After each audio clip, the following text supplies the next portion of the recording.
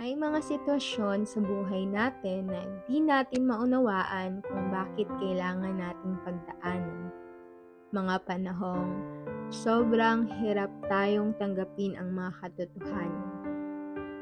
At maraming mga katanungang hindi mabigyan ng kasagutan.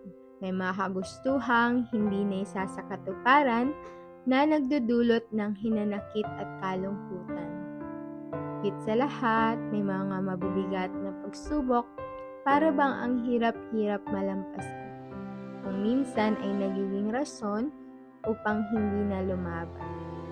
Ngunit sa mga pagkakataong ganito, maging tayong katulad ni Kristo, na sa kabila ng negatibo, pinili pa rin ang manalangin at magtiwala sa kalooban ng Diyos kaysa magmaktol at magreklamo. Mangyari at maghari ang kalooban ng Diyos.